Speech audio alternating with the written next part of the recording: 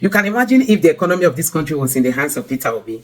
You can imagine if Dati Ahmed was overseeing the security of this country. So guys, you can see what is happening. Now, some people are beginning to make U-turn. Seun of Channels Television was shocked when Babahakeem publicly told him that he will never work for Tinubu again. That tells you that what he saw in Aso Rock is huge. So guys, you are going to take your time to watch this beautiful conversation.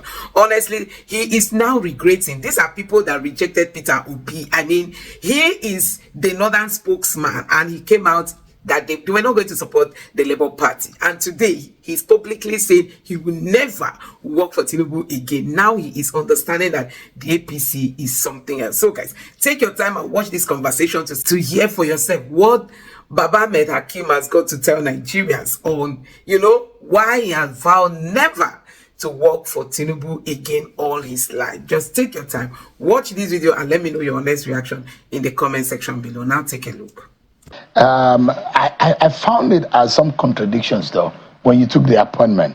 You are a brother to Peter Obi's vice presidential candidate, the chief of staff to former Senate President Bukola, who is not longer on the side of the politics and the contradictions when the past.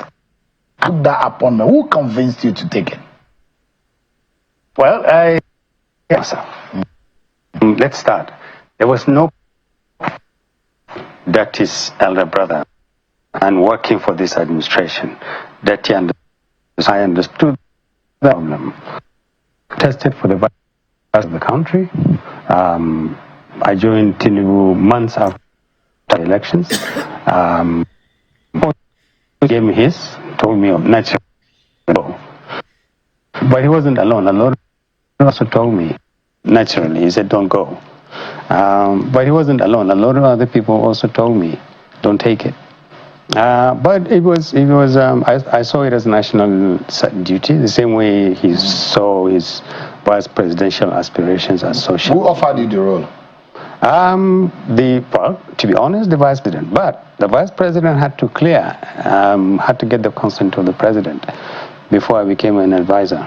So, I mean, the vice president facilitated my appointment, and the president approved. So I would say President Tinubu approved my appointment. Otherwise, I would never have been an advisor. And that was against the run of play.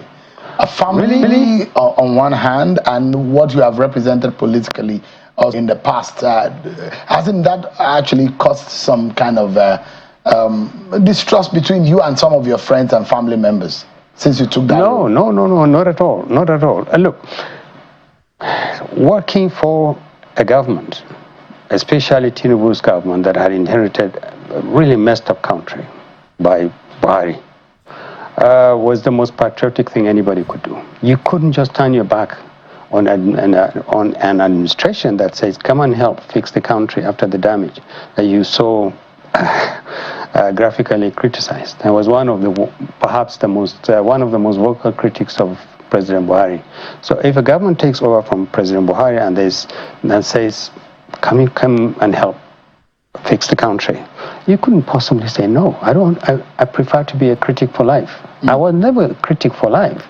I wasn't a critic all my life. I participated very actively in Buhari's election. Actively. I was chairman of his party for 4 years in my state, long before he became president.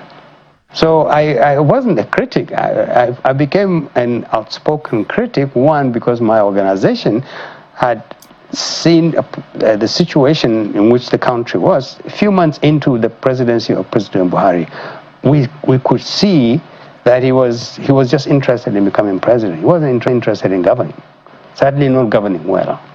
And we started criticizing him. We began by advising him privately. Then we started saying he was wrong here and he was wrong there. And then when it became clear that he was not interested in public opinion, we became outstanding critics. But for those of you who backed Buhari, did he disappoint you? Absolutely. He represented absolutely a northern no, he didn't. Force. He didn't. Buhari didn't represent the North. It was all by himself, was alone? If you are talking about how he became president, That's a different thing. So the reason, and I'll make it very clear. Let me use myself as an example. Rarely do I do that. I'm from Kwara State. Yeah. I clearly from a Yoruba origin, from the women Ekiti people who could have been in Ekiti State by now. But if I become the president of Nigeria today, I could clearly represent two parts of this country. Absolutely. I could actually represent the Yoruba people or represent the northern region of the country. Absolutely. So the reason why I'm asking is whether or not those of you who supported Buhari to become president, the North speaks as one, as long as I remember. Not really. We didn't support Buhari because he was a northerner. We supported Buhari because he was a better option than Jonathan in 2015. It was a much better option at the time. And we supported him because we could quite clearly see that Jonathan's administration was weak. It was soft on Boko Haram. It was soft on corruption. It was soft on a lot of things that we believed a government that he had inherited from Umaru Yar'Adua ought to have been doing. We needed a farmer president who would hold the country together. And we saw in Buhari a better option.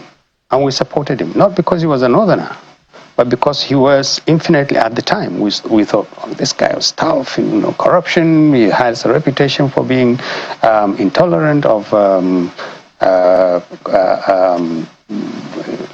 he had fought Chadians who had invaded Nigeria many years ago. He had run a country that jailed politicians, corrupt politicians for 300 years and stuff like that.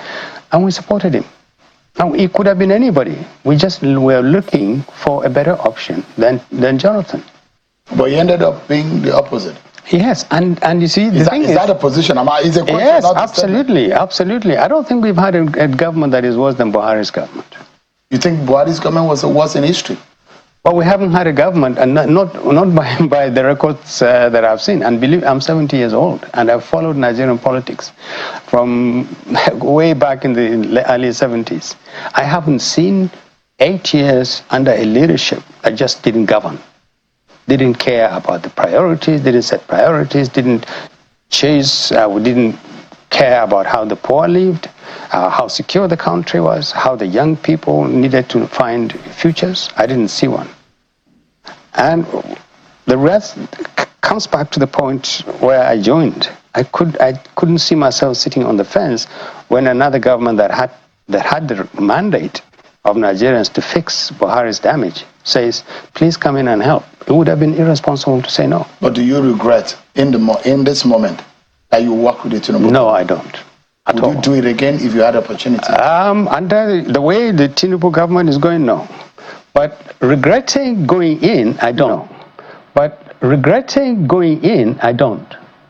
I got out because there was no space. I didn't see that fire, that commitment, that zeal to fix a country that has been wrecked, and I saw instead a country that is just getting worse. So what you saw was more of its facade, more or less, not real commitment. Is that what you're saying? See, the records. See, there are many Nigerians. The one I saw was where in 2023 Nigerians lined up, elected Tinubu, President Tinubu, because they thought, okay, Buhari is gone, we're in a mess.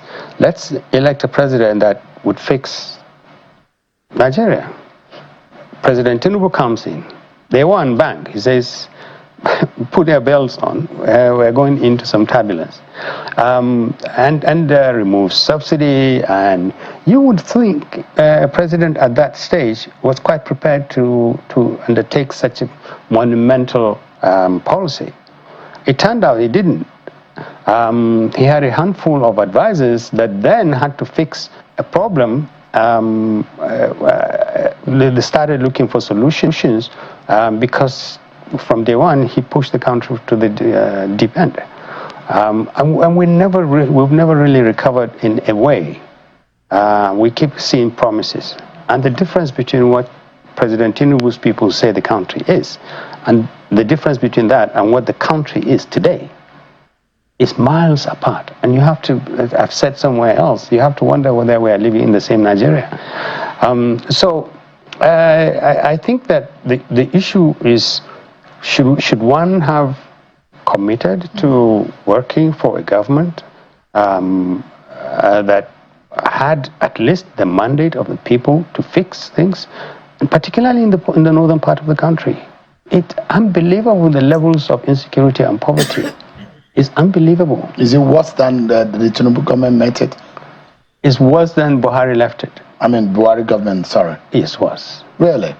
But the statistics and the data don't say it. This is the thing with the statistics that the administration keeps reeling out. And you really wonder where they get the statistics from. You go to villages, go to Katsina, go to Zamfara, go to Niger State, go to Plateau, go to Benue, go to virtually all, in fact, literally, go to every part of Nigeria. More blood is shed now than it was maybe 2 years ago. And yet you see this kind of these statistics that says, there are less killings, there are less violence. And you have to ask, do our leaders actually know how our people live? Do they know who's telling them all this? How do these statistics get acquired? Because if you want to really measure how people live, you don't do that by just some statistics that someone gives you.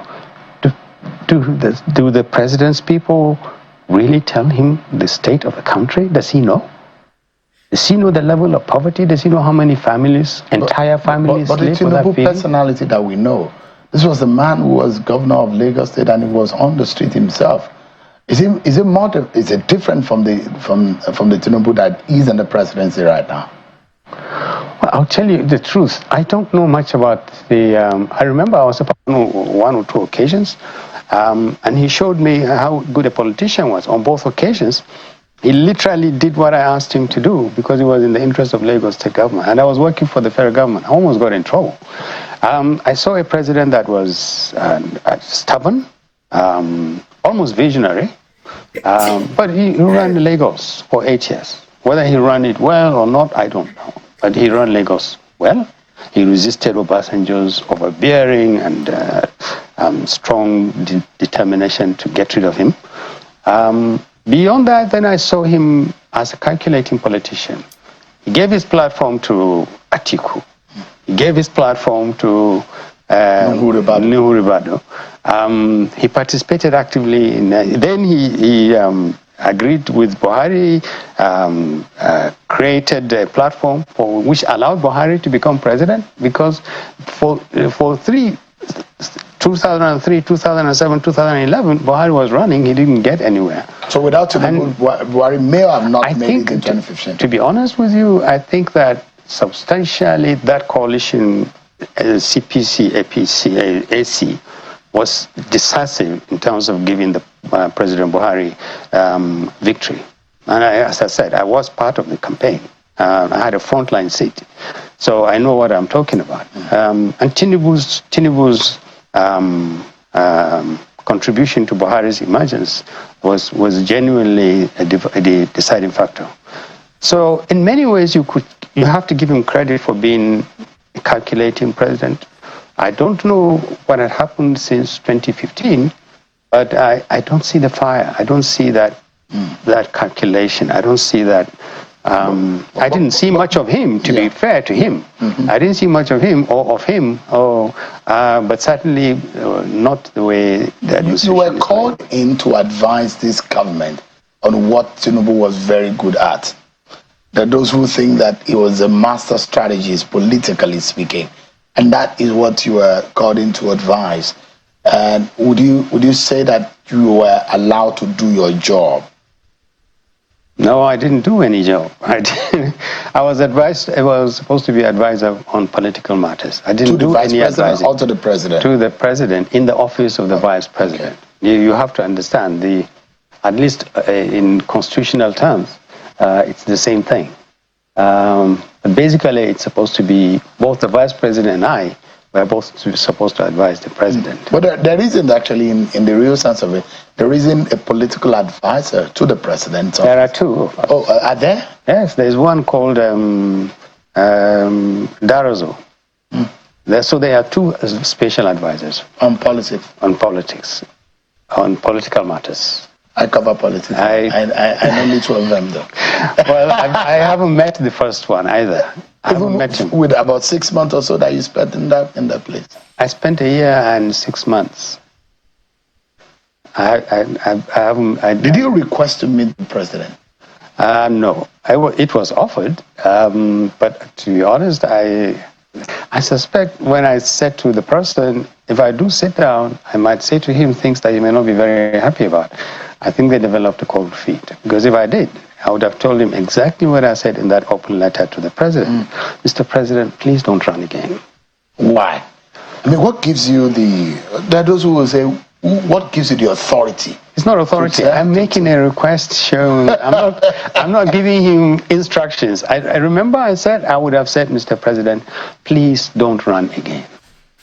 Why? Because I think that first he has become a president. So that's settled. A lot of the people who are now, including President Tinubu, quite possibly, want to be president just simply because they want to be presidents. We had the case of Buhari, perhaps even the Vice President Atiku's multiple attempts at becoming president, maybe primarily driven by the desire to be president, finally. And so, because there were better things that he could do than to be a president of the country. He didn't.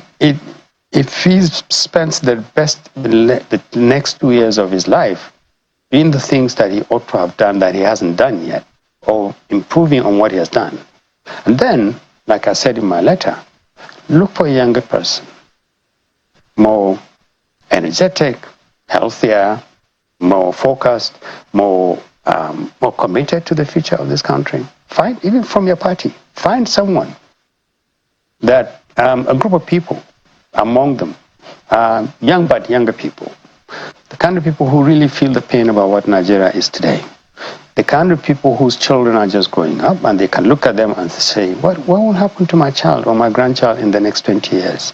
The way this country is going downhill, consistently going downhill.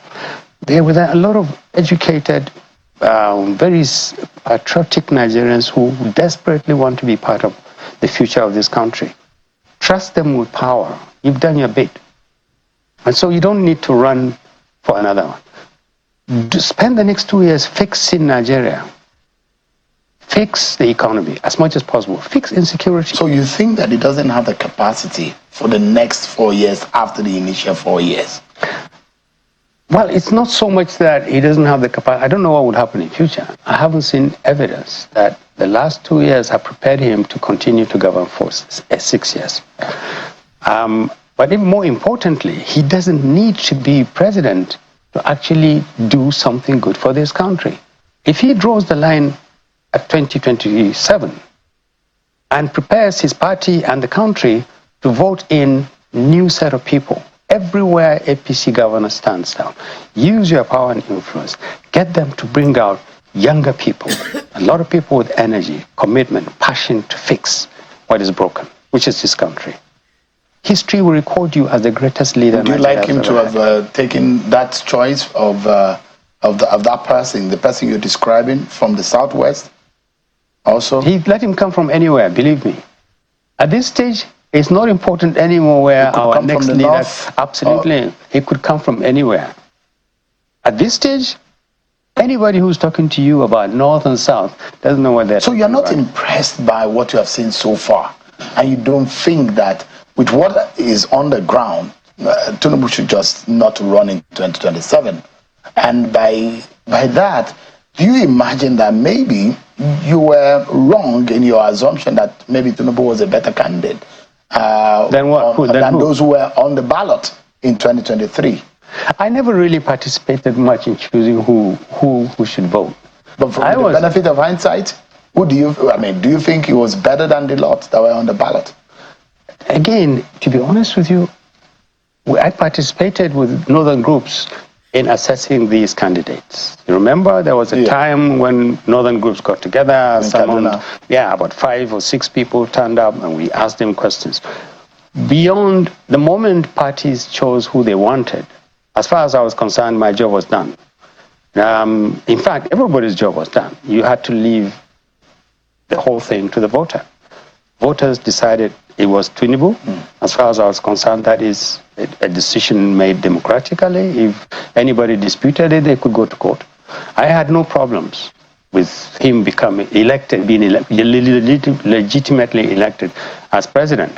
I wanted him to succeed. I want him to succeed. Believe me, for the sake of the country, I desperately want President If he Tinubu calls you back and say sorry for whatever has he happened, won't. Seun, why? What's the don't point? be pessimistic. He's a man anyway. He's not God. No, I won't go back. You won't. I can't. Come on. Not for anything. Not for anything. I've done my bit. It didn't work out. I have to move on. But if you say it's in the interest of the nation, it can't be in the interest of the nation if I'm just going in and out. I'll be like some of these politicians jumping up there between one party in the morning and in the next evening they have another party. They're talking about coalitions. I want to be better than those guys. But you know what, Dr. Babahakeem? There is this very strong story going around to say, oh, for some reasons, the vice president seemed to have been sidelined. When you were on the inside, what did you see? I didn't see it. I find it odd. The cordiality is still there between both men. Well, between the two of them, I think those rumors are cooked. To be honest, I mean, I never really interacted. I never sat down with Tinubu to ask him about how he felt about Shettima. I spoke with Shettima, and so I can tell you only from Shettima's perspective. Shettima, I don't think Shettima feels he's been sidelined. I don't think he feels Tinubu has any grievances against him. Villa politics always involves. But what did you see? What you heard and what you see. I saw a president and a vice president who worked well.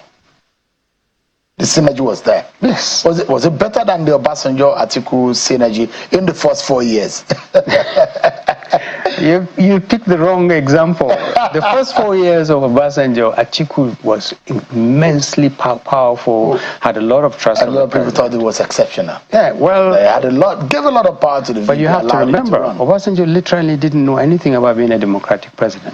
Atiku did. He was a politician. He had been a politician for a long time. He has always wanted to. He was also an elected governor. Yeah, he was. You know, and he had took the PDR. He stand down to come and. Now then, in the transition between 2003 to 2003 again was Obasanjo's second term, they fell out. And that's it. Obasanjo decided he wasn't going to sack him or impeach him, whatever, but he's going to continue and he will render him completely redundant, and he did. And like I said,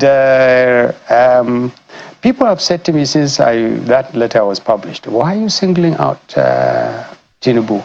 You keep saying president don't run. What about other politicians? Absolutely, because I was going to ask you. You were asking for younger people. Does it affect Atiku too? Would you say Atiku also should stand down? You've not spoken about Atiku. Why are you singling out Tinubu? If I have a chance to sit with the Waziri of Adama, I would say to him, sir, he might know a little bit better than I know Tinubu. Sir, you've done your bit. You've held up the democratic process. You represented it well. Your name has been written in gold. You've been persistent. It's time to yield the ground, to yield the position to a younger person. Don't run. Even Atiku? Yes, play the father role. Find good younger person. Do you think Atiku that you know will listen to that kind of advice? I think so. To be honest with you, I think so. I don't think always wanted to be president. Well, you can, yes. Bola Tinubu also wanted to be president. Yeah, but I'm advising them against what appears to be what they want. And I'm trying to point out to them. Actually, the truth about it is that if PDP were to field a younger person, more capable, somebody with less skeletons in their cupboard, somebody with less liabilities, age and health and everything, believe me, they will take APC to the cleaners. With all this bulging party bulging with people running away from prosecution, people looking for offices, the APC is growing with a lot of the wrong people. All these defections are informed by only one thing. They're looking for positions or they are running away from the FCC. But the FCC chairman told us on this program yesterday that there's nothing like that, no political interferences. Well, they're not exactly going to write him a letter of information. They won't write to him and say, "Dear chairman of the FCC, it may have come to your notice that I'm leaving my party PDP to join APC. Believe me, it's nothing to do with the file that is in front of you. I want to fix the country." They are not likely to tell him. I watched you and him yesterday. The question is not what the chairman of the FCC. He will do his job. Especially the chairman I now know. I know him very well. I think he's a good chap, a gentleman. They are not going to tell him. But I'm telling you, the people who are running into the APC from all over the place are actually a liability to the APC. It's just simply a refugee camp. Political refugee camp, and it will burst. Let me ask you, what is the position of the North on Tinubu? The North wants Tinubu to fix northern problems: insecurity, poverty levels, joblessness, youth, bulging youth, drugs. It desperately wants. I attended a meeting yesterday of the ACR, and the language there and the atmosphere was different from any other time I've seen. I mean, my group, the Northern Elders Forum, is the more militant group. But yesterday's meeting, the one I attended yesterday, was unique in the manner in which people spoke. Not hostility, not subversion, just simply a demand.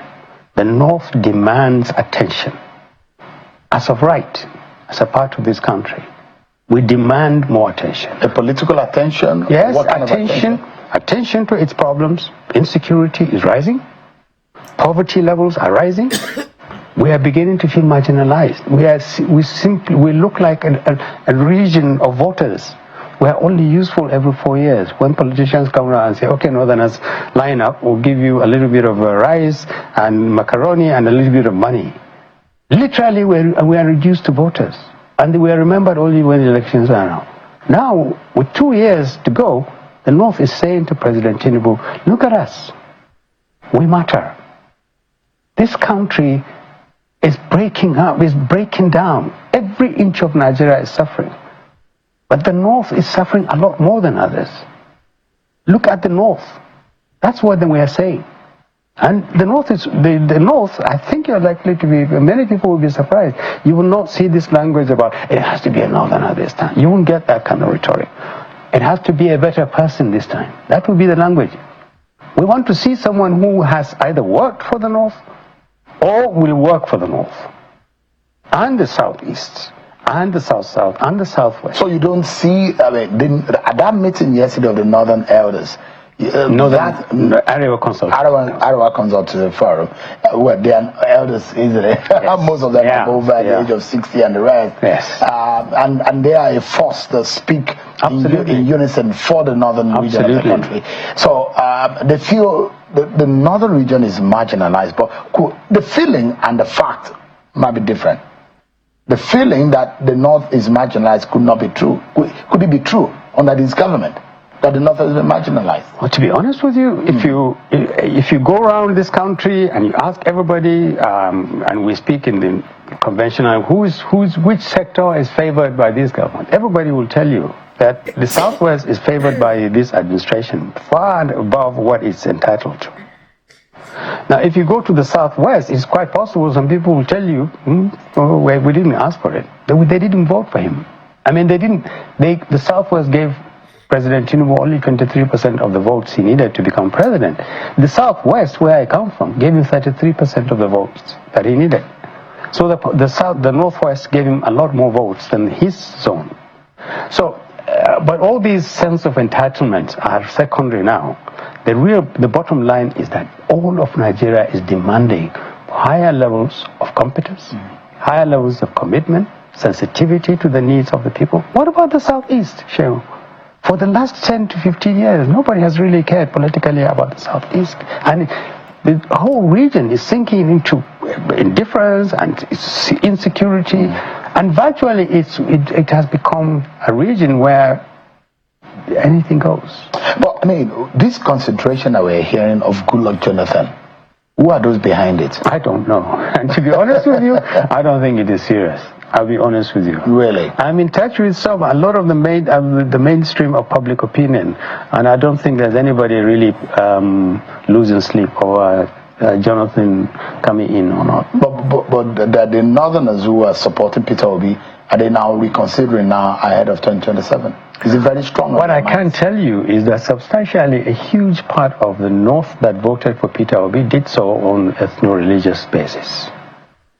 Tinubu comes up with Muslim ticket. Northern Christians went crazy. Okay, so we will have our own candidate. And they did. 6 million people. Peter Obi got 6 million votes. A huge part of that came from the North. And it's mostly about we cannot have a ticket that has 2 Muslims on it. So I think that now the North is a little bit more sensitive to that. We're sensitive to attempts to divide us, to introduce ethno-religious politics, just simply to carve out some parts for someone and leave out some parts of us. So it's going to be difficult for a Muslim ticket in 2027. You think that the pair of Tinubu and Shetima might not fly again? Is that what you're saying? What I'm saying is that I think the northern voter is a little bit wiser now. And he's not likely to be as gullible to a Muslim ticket than he was in 2023. But you inferred that Tinubu is likely to win anyways in 2027. No, I didn't. You inferred that. I mean, in your inference was the fact that if all things went the way or go the way it is going right now, and that you said he might win in 2027. I said he could win. Yeah, if he ignores your advice, you believe that the APC can have his way anyways? Yeah, and that sure. the Tinubu has a good force politically to have his way. We still have a long way to go. This is part of where would have been my job if I had stayed, and if they had allowed me to work, I would be advising him about 2027. I would have said to him, forget 2027 for now. Let them do all the politics. Mr. President, you are elected to govern, not to go on political campaigns. Use these 2 years to govern well and take a good record to 2027. Show the people of the North and the Southeast and the South that you're a good president and you deserve to come back. But as things stand, your record isn't very good. Your attention and your energy is being diverted away from governance towards 2027. You have an uncompleted job to do.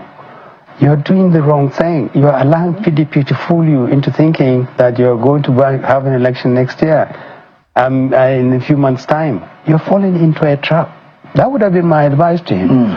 Focus on governance. Do you think Peter Obi could have done better in the last 2 years if he got a chance? I really don't know, to be honest. I know him as a person. I think he has a good idea about a lot of things. What about Atiku? I don't know. Atiku has a lot of experience. Look, all these people, all of them, my view is the best service these people can render to this country is to retire themselves. If they don't, then Nigerians should retire them. As the northern leaders taking a stance already? The northern leaders are saying we're not going to be swayed by somebody being northern. That's important. We've come a long way. Back up from Tinubu. As the northern leaders say we're not supporting Tinubu. Is that the North is saying? The North is saying we don't have a candidate for 2027, and we won't have a candidate unless he proves that he has either a good record for serving the North or will have a good record for serving the North. But we will not commit to anybody. All right. Dr. HAKEEM Babahakeem has a lot of former in his name, to his credit, in his name. But one of it is that is now a full-blown elder statesman. Thank you so much indeed for joining us tonight. Always a pleasure having you. Thank you, Seun. It's good to see you. Thank you. Happy Workers' Day to all of you out there. That's our show tonight. Thank you so much for watching. I'm Seun Akimale. God bless Nigeria. So guys, you can see what is happening now. Some people are beginning to make U-turn. You can imagine if the economy of this country was in the hands of Peter Obi. You can imagine if that Ahmed was overseeing the security of this country. You can imagine if we had a president that can stand up to Trump. You know, Peter Obi meets all this, but guess what? Tribalism was what made some of these Nigerians to say they were not going to vote for Peter Obi in the last election. They chose Tinubu. I mean, the Fulanis chose Tinubu, even Buhari himself. When he came out to vote, guess what? Buhari printed on APC and raised his form up, showing others like I've voted for APC, you all should follow suit, because it is difficult to see a Fulani man voting for an Igbo man, and now they are suffering it the most. When you go to the north, the hunger there is something else. Kwashoko everywhere, insecurity everywhere, poverty everywhere, a whole lot of challenges. And now Babahakeem is saying that I will never work for Tinubu again. Now they realize that this APC is a scam. I mean, it's a big scam. So guys, these are the things that Nigerians are saying. You know, leadership in this country has become something else. You know, they don't care about the people. It's not about the people. When leadership is something that considers the people first, in Nigeria, the opposite is the case. You know, when we've seen leaders who do not care. Look at the insecurity across Nigeria. In Benue State, people were making video how they are evacuating their people, leaving their community behind for Fulanis to come take over. If we have a leader, how will you allow your people to be oppressed? How will you allow your people to be suppressed? How will you allow your people to go through all this? And for one day you won't make a statement. For one day you won't say anything because you want to come back in second term. You don't care about what is happening in Nigeria. So guys, a whole lot. There is no leadership on ground in this country. I mean, there is no leadership. There is no leadership. When you are looking for leadership, not in Nigeria. If you are looking for leadership, look elsewhere, not in Nigeria. We don't have any of sort, because all we have is greedy politicians who only care about themselves, about their words. Most of them, their children are not even in Nigerian schools. You know, they are abroad schooling and using taxpayers' money to fund their children. Now look at the former governor of Kogi State. What was his crime? He used state money to pay school fees for his children in big schools, while people in Kogi can really have good roads, even good water. Many of them are unemployed, criminality everywhere. This is the main problem we have in this country, and that is why Nigerians have got to stand up. Stand up, because we can't allow these people to keep, you know, suppressing us to this point. We've had enough of the patient. It's time for us to tell INEC that INEC, you cannot stop the will of the people. You cannot stop the will of the people. You know, INEC must be regretting their action, because this poverty is touching every nook and crannies. It's touching everybody. Everybody can feel it. INEC must be regretting what they did in the last election. Look at insecurity. Look at hunger, inflation. Businesses are shutting down. Nothing is working. And the Tinubu's government keep parading that they are doing well. Anyway guys, let me know what you think in the comment section below. Please don't forget to subscribe to the channel, turn on the notification bell. Please give this video a like so that YouTube can recommend it to others. Drop your thoughts in the comment section below. Thank you.